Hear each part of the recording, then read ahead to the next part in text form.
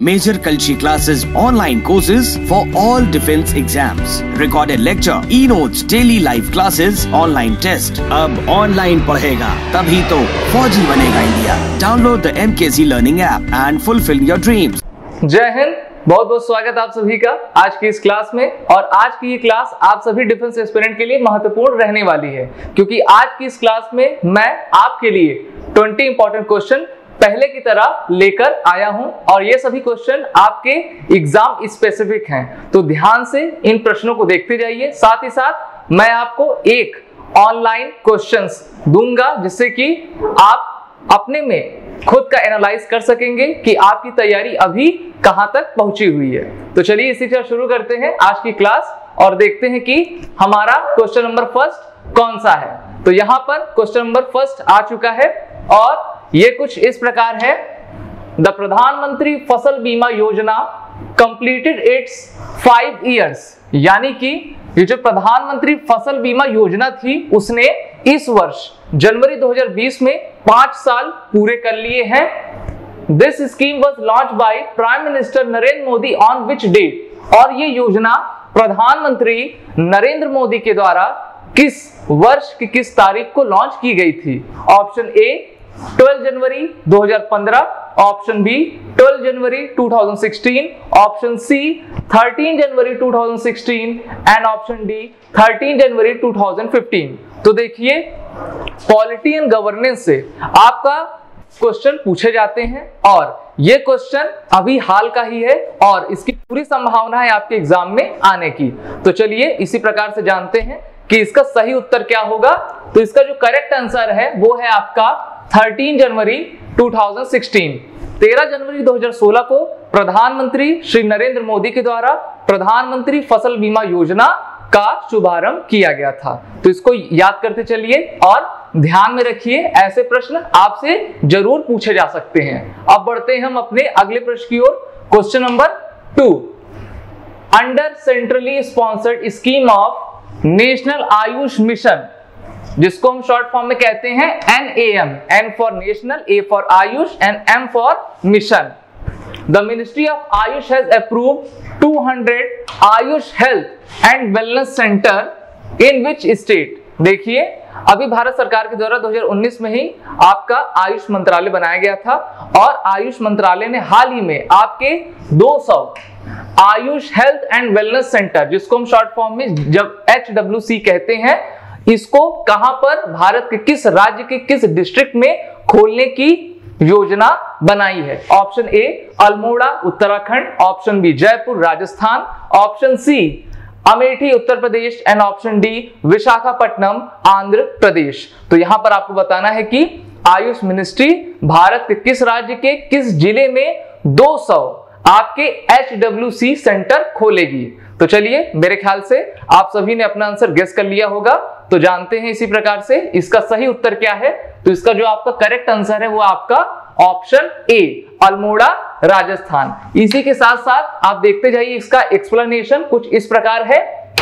जो आपकी आयुष मिनिस्ट्री है उसका फुल फॉर्म भी आपसे बहुत पूछा जाता है। तो ये आप लोगो देख ही रहे हैं, साथ ही साथ यहां पर देख लीजिए जो आपकी मिनिस्ट्री ऑफ आयुष है, A for Ayurveda, yoga, naturopathy, यूनानी, सिद्धा, होम्योपैथी, ये इसका फुल फॉर्म है। लोगों में भी आप अच्छे से देख पा रहे होंगे, सर्वे भवन्तु सुखिना, सर्वे सन्तु निरामया।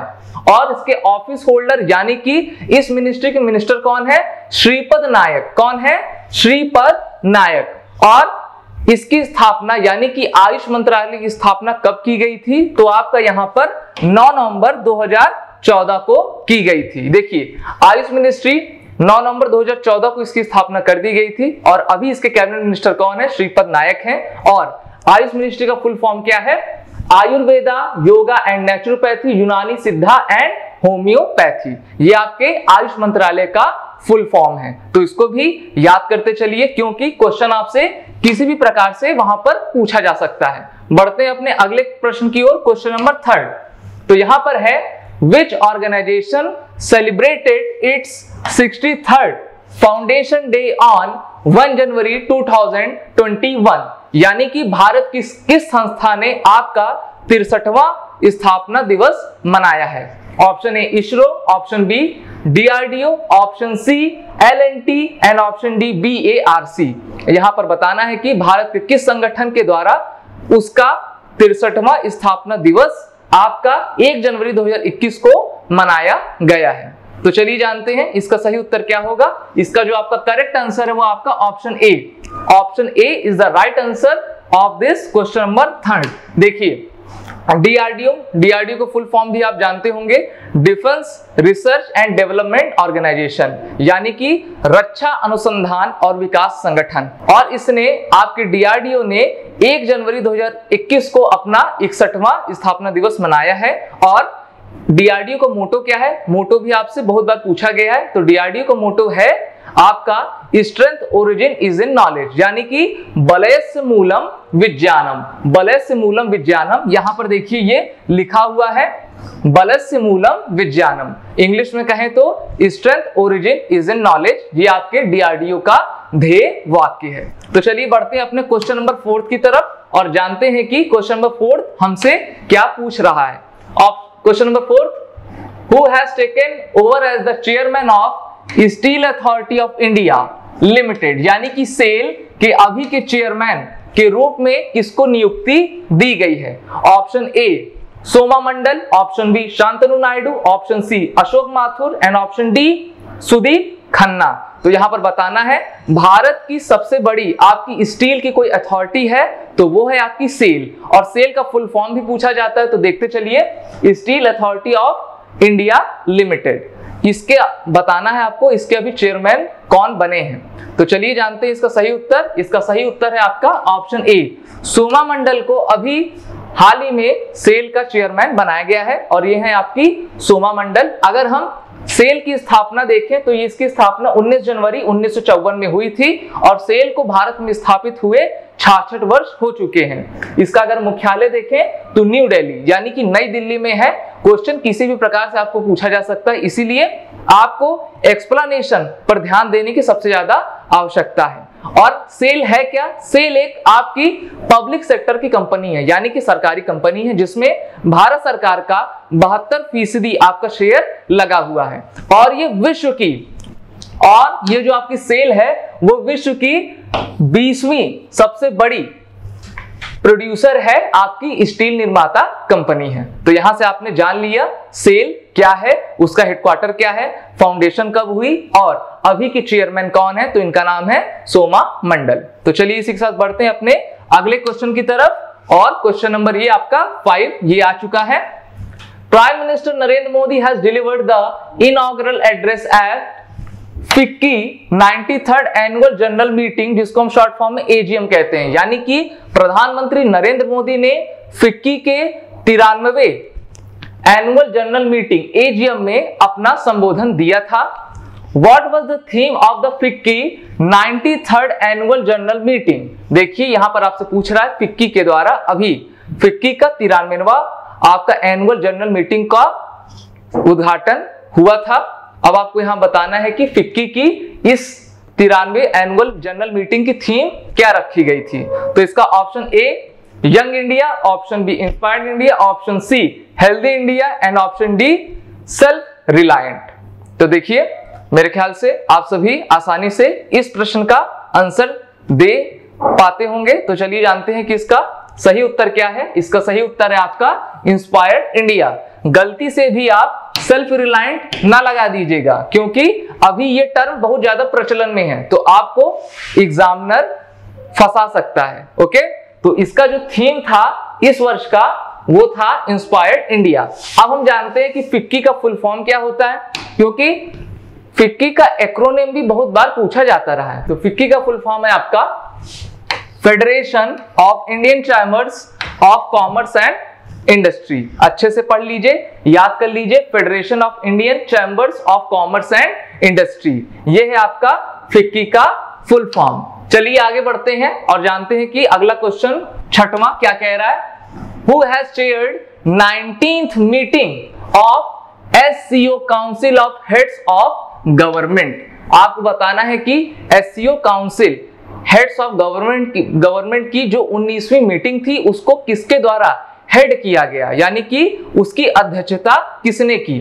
Option A M Venkaiah Naidu, option B Prakash Javadekar, option C S Jaishankar and option D Amit Shah. तो आपको पहले मैं बता दूं कि एससीओ का फुल फॉर्म क्या होता है। एससीओ का फुल फॉर्म होता है आपका शंघाई कोऑपरेशन ऑर्गेनाइजेशन। तो यहां से शंघाई कोऑपरेशन ऑर्गेनाइजेशन ये आपके एससीओ का फुल फॉर्म होता है। और पिछले वर्ष 19वीं इसकी मीटिंग बुलाई गई थी। अब इसमें प्रश्न पूछा गया है कि किसके द्वारा इस मीटिंग की अध्यक्षता किया गया था। तो चलिए जानते हैं इसका सही उत्तर। इसका सही उत्तर है आपका ऑप्शन ए, यानी कि एम वेंकैया नायडू। और एम वेंकैया नायडू कौन है? आपके भारत के उपराष्ट्रपति हैं। क्या है? भारत के उपराष्ट्रपति हैं। और इन्होंने वर्चुअली ऑर्गेनाइज एससीओ की 19th समिट में हेड किया, यानी कि उसकी अध्यक्षता की है। तो यहां पर लिखा भी हुआ है vice president Venkaiah Naidu chaired the 19th meeting of the SCO council of heads of government. तो आपको इस क्वेश्चन से कुछ बातें जानने को मिली। तो चलिए इसी के साथ नेक्स्ट क्वेश्चन पे चलते हैं। और question number 7, the armed forces flag day, या फिर जिसको हम फ्लैग डे ऑफ इंडिया कहते हैं, ये हर साल किस तारीख को भारत में मनाया जाता है? ऑप्शन ए 8 अक्टूबर, ऑप्शन बी 15 जनवरी, ऑप्शन सी 4 दिसंबर एंड ऑप्शन डी 7 दिसंबर।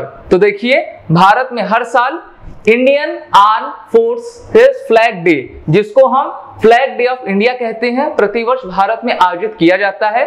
और यह भारत में 1949 से आयोजित किया जाता है।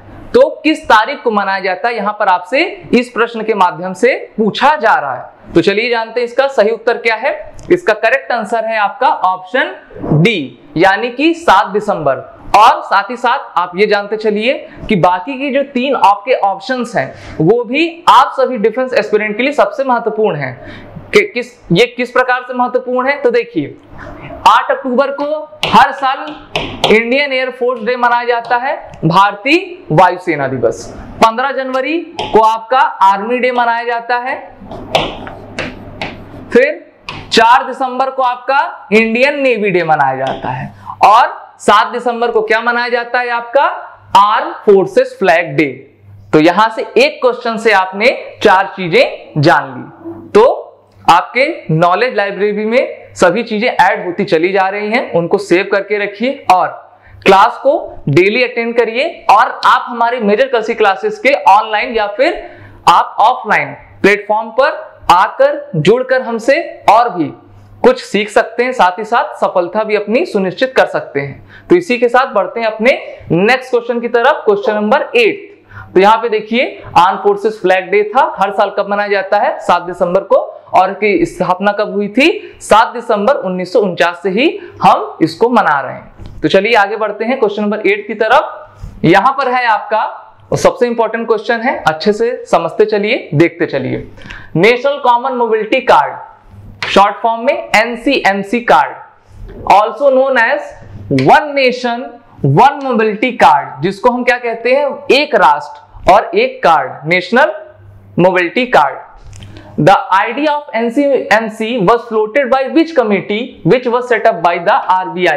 तो देखिए यहां पर पूछा है कि नेशनल कॉमन मोबिलिटी कार्ड का जो आइडिया है जो दिया गया था वो किस कमेटी के द्वारा दिया गया था? देखिए जिस कमेटी के द्वारा इसकी आइडिया दिया गया था वो आपके आरबीआई के द्वारा बनाई गई थी। आरबीआई क्या है? रिजर्व बैंक ऑफ इंडिया है। आरबीआई के द्वारा एक कमेटी नियुक्त की गई थी।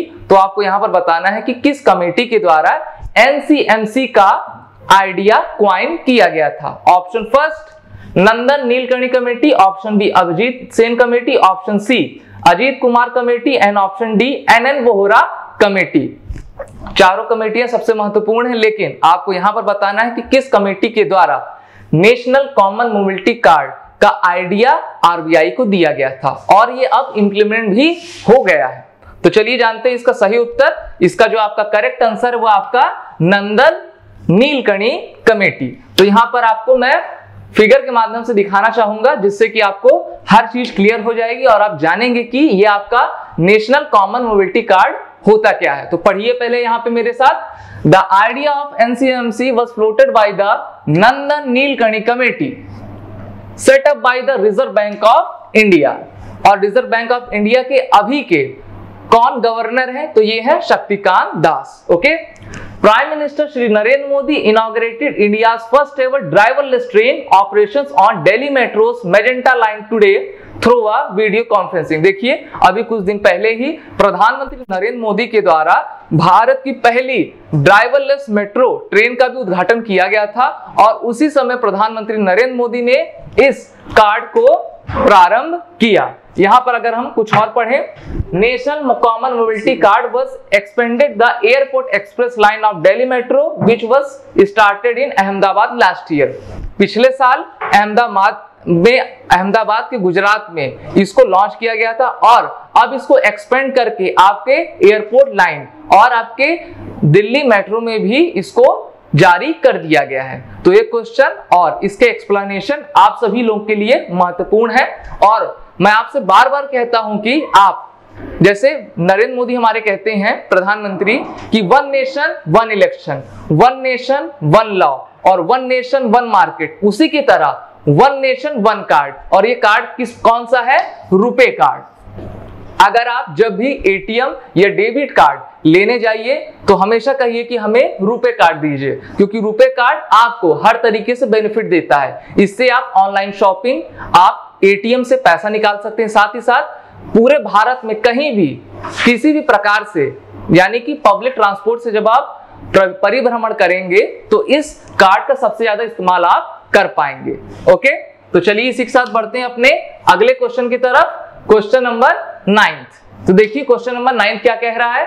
What was the theme of the Indian navy day 2020? अभी मैंने आपको बताया था कि इंडियन नेवी डे हर साल कब मनाया जाता है? 4 दिसंबर को मनाया जाता है। और 2020 में इंडियन नेवी डे की थीम क्या रखी गई? Option A, Indian navy combat ready, credible and cohesive. Option B, always ready. Option C, saviour of the sea. And option D, blue warriors.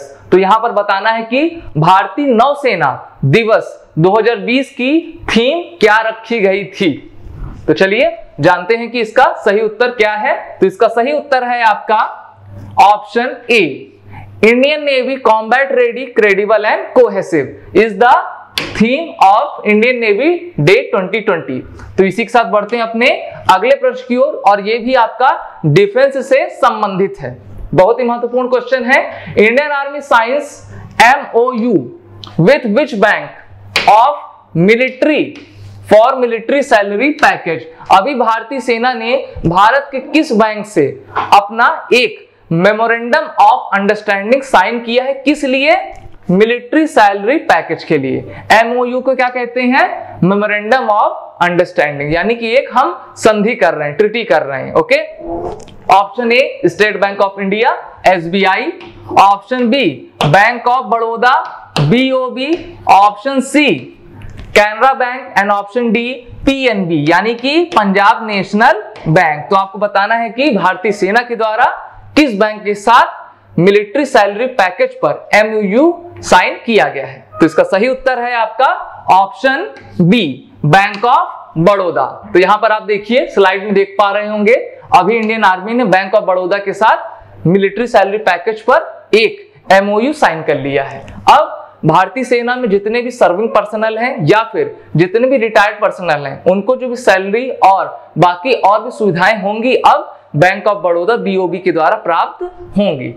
चलिए इसी के साथ बढ़ते हैं अपने अगले क्वेश्चन की तरफ, क्वेश्चन नंबर 11। देखिए क्वेश्चन तो मैं आपको करवा ही रहा हूं, साथ ही साथ आप मेजर कृषि क्लासेस की हर महीने जो आपका करंट अफेयर की मैगजीन आती है उसको आप परचेज कर लीजिए, जिससे कि आपकी तैयारी और भी अच्छी होती जाएगी। क्योंकि क्वेश्चन आपसे करंट अफेयर का कहीं से भी पूछ लिया जाता है, लेकिन हम आपको स्पेसिफिक टू द पॉइंट चीजें प्रोवाइड करते हैं, जिससे कि आपकी सफलता 100% आपके एग्जाम में सुनिश्चित हो सके। और इस YouTube के प्लेटफॉर्म से भी जुड़े रहिए और अधिक से अधिक सपोर्ट करिए, जिससे कि मैं आता रहूं आपके पास और आपको नॉलेजेबल कंटेंट प्रोवाइड करता रहूं। साथ ही साथ अभी आखिरी में मैं आपको एक क्वेश्चन दूंगा और मैं आपके कमेंट चेक करूंगा कि आप सही आंसर दे पा रहे हैं या फिर नहीं। तो चलिए इसी के साथ जानेंगे क्वेश्चन नंबर 11 आपका क्या कह रहा है। क्वेश्चन नंबर 11 है आपका, Uttar Pradesh cabinet cleared proposal to rename which airport as Maryada Purushottam Shri Ram airport. देखिए उत्तर प्रदेश की कैबिनेट ने किस एयरपोर्ट का नाम बदलने की गुजारिश की है और उस यानी कि प्रपोजल रखा है और उस एयरपोर्ट का नाम बदलकर क्या रख दिया जाएगा, Maryada Purushottam Shri Ram airport. Option A Sultanpur airport, option B Raebareli airport, option C Gorakhpur airport and option D Ayodhya airport. तो चलिए जानते हैं इसका सही उत्तर क्या होगा। इसका करेक्ट आंसर है आपका ऑप्शन डी यानी कि अयोध्या एयरपोर्ट। अब अयोध्या एयरपोर्ट का नाम बदलकर मर्यादा रामचंद्र पुरुषोत्तम एयरपोर्ट रख दिया जाएगा। और यह फैसला किसके द्वारा लिया गया है, यूपी सरकार की कैबिनेट के द्वारा लिया गया है। तो चलिए आगे बढ़ते हैं। अगला क्वेश्चन आपके बुक से संबंधित है। किससे रिलेटेड है ये आपका, बुक से, book and author, book and author से ये रिलेटेड है और ऐसा प्रश्न आपसे पूछा जाता है। और इससे पहले मैंने बुक एंड ऑथर से रिलेटेड आपकी वीडियो भी बनाई है, अगर आपने नहीं देखा है अभी तो उसको भी जाकर आप देख लीजिएगा। यहां पर आपका पहला क्वेश्चन है यानी कि बुक एंड ऑथर से रिलेटेड पहला क्वेश्चन है, the India way book is authored by whom. अब देखिए बुक का क्या नाम है, द इंडिया वे। इसके लेखक कौन है, option A NK Singh, option B S Jaishankar, option C Ajay Kumar and option D Rajiv Gauba. तो चलिए जानते हैं कि इसके ऑथर कौन है। इसका करेक्ट आंसर है आपका ऑप्शन बी, एस जयशंकर के द्वारा इंडिया बुक लिखी गई है यानी कि द इंडिया वे बुक लिखी गई है। और साथ ही साथ और भी जानते रहिए क्या चीजें हैं। ये जो आपके एनके सिंह हैं ये कौन है, फाइनेंस कमीशन के चेयरमैन है यानी कि वित्त आयोग के ये अध्यक्ष हैं। तो यहां पे मैं लिख देता हूं, आप भी लिख लीजिए और अपनी डायरी नोट्स बनाते चलिए, जो भी इंपॉर्टेंट चीज लगे उसको नोट डाउन करते रहिए। ये वित्त आयोग के अध्यक्ष हैं जिसको इंग्लिश में हम क्या कहते हैं, आपका फाइनेंस कमीशन कहते हैं। और एस जयशंकर कौन है, ये आपके MEA यानी कि मिनिस्टर ऑफ एक्सटर्नल अफेयर्स हैं, विदेश मंत्री भारत के एस जयशंकर, जिनका पूरा नाम क्या है, सुब्रमण्यम जयशंकर है। ऑप्शन सी अजय कुमार, ये डॉक्टर अजय कुमार कौन है आपके, अभी डिफेंस सेक्रेटरी है यानी कि रक्षा सचिव हैं। और ऑप्शन डी राजीव गौबा, ये कौन है, ये कैबिनेट सेक्रेटरी हैं। क्या है, कैबिनेट सेक्रेटरी। भारत में सबसे बड़ा अधिकारी कौन होता है आपका, कैबिनेट सेक्रेटरी होता है। कौन है अभी, राजीव गौबा है। तो एक ही क्वेश्चन से आपने कितनी बातों को जान लिया। और यहां पर आप एस जयशंकर की फोटो भी देख लीजिए, ये आपके एस जयशंकर हैं जो कि भारत के विदेश मंत्री हैं और इन्होंने द इंडिया वे नामक बुक लिखी है। इसी के साथ बढ़ते हैं अपने अगले क्वेश्चन की तरफ। क्वेश्चन नंबर 13 ये आपका मिलिट्री एक्सरसाइज से संबंधित है। किससे संबंधित है, मिलिट्री एक्सरसाइज से। Tiger triumph bilateral exercise held between which country, यानी कि यहां पर पूछा गया है कि जो टाइगर ट्रिम्फ नामक बायलैटरल एक्सरसाइज है वो किस कंट्रीज के बीच किया जाता है। Option A India Russia, option B India China, option C India USA and option D India Japan.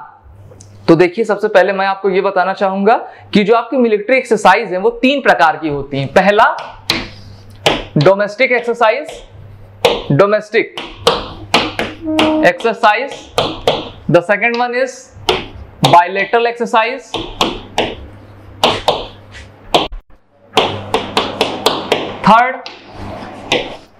Third आपका है multilateral, multilateral exercise.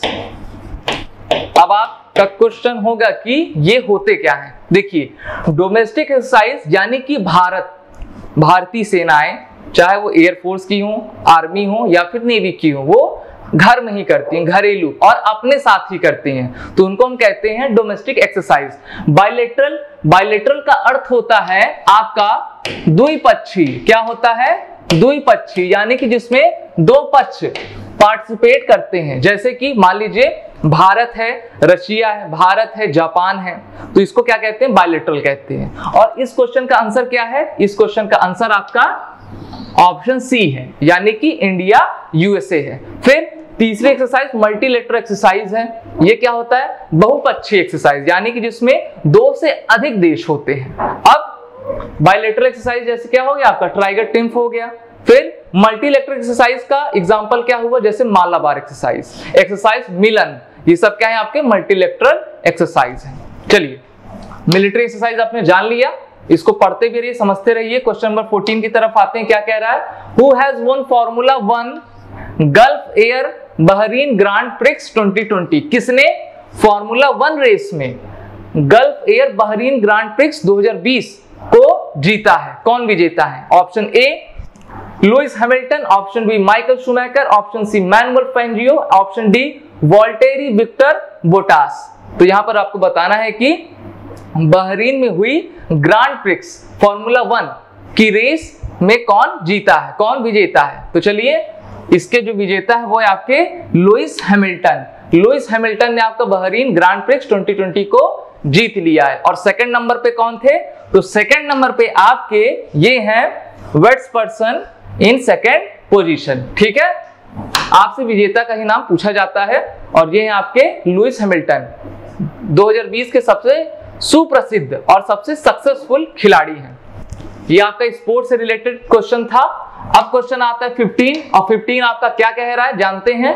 Which Indian film has been selected for 93rd academy awards to be held in Los Angeles. देखिए भारत की किस film ने 93वें academy awards जो Los Angeles में हुआ था उसमें सिलेक्शन प्राप्त किया है? ऑप्शन ए मलंग, ऑप्शन बी अंग्रेजी मीडियम, ऑप्शन सी नटखट and option D Jallikattu.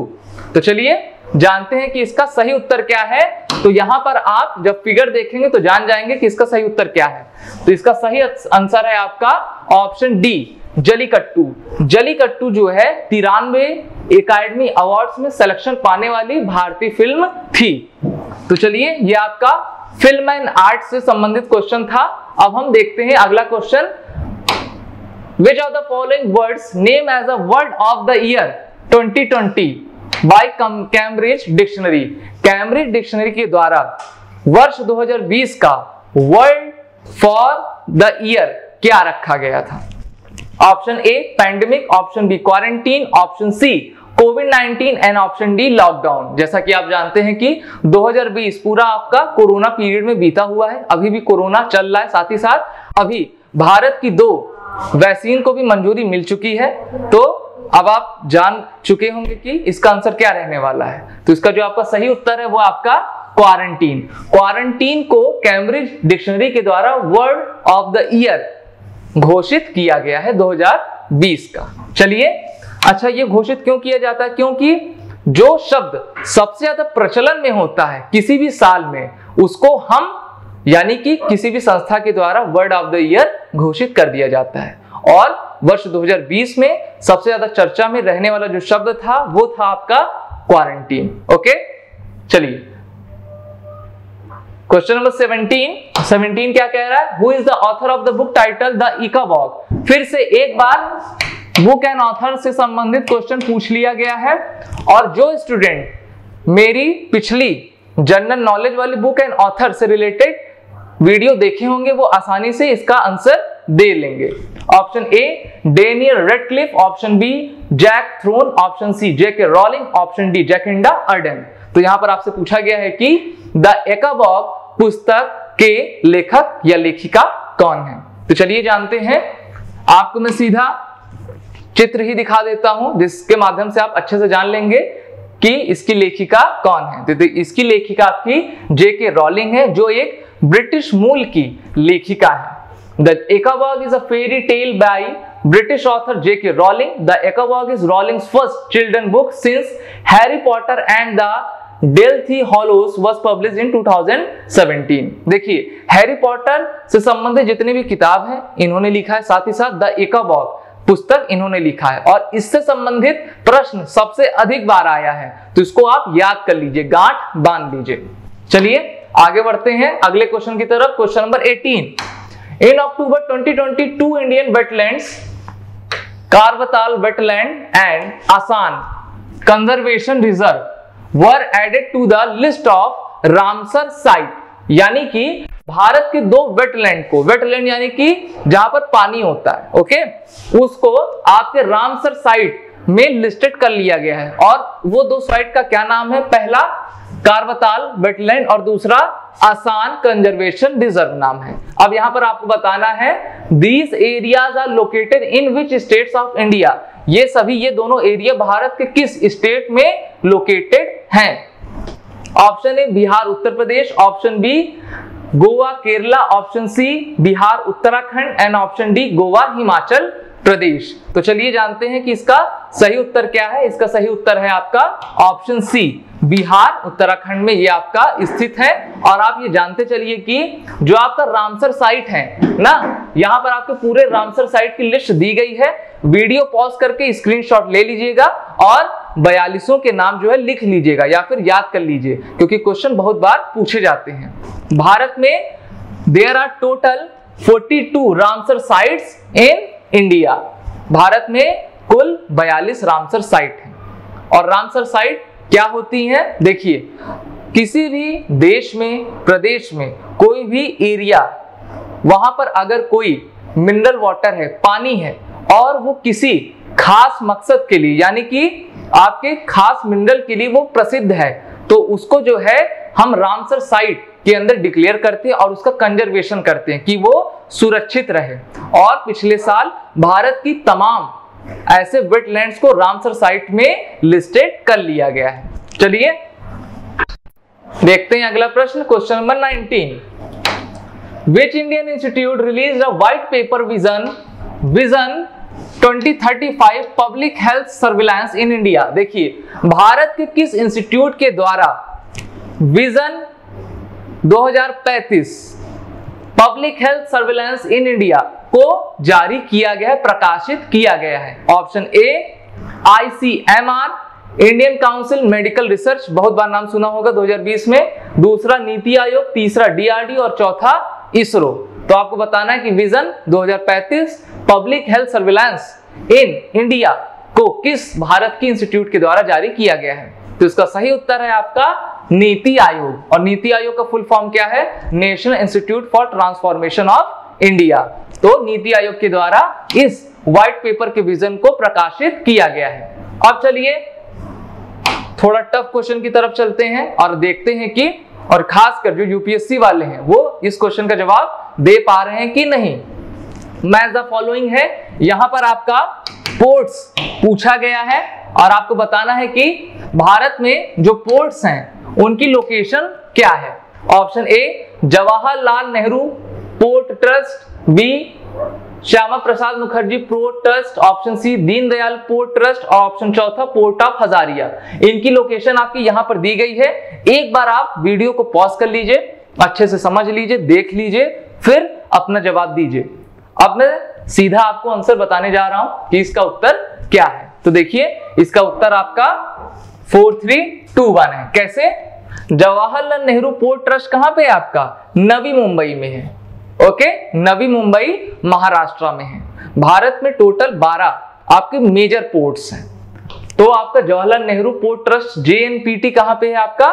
Navi Mumbai Maharashtra में है। फिर आपका श्यामा प्रसाद मुखर्जी पोर्ट ट्रस्ट कहां पे है? कोलकाता वेस्ट बंगाल में। फिर दीनदयाल पोर्ट ट्रस्ट कहां पे है आपका?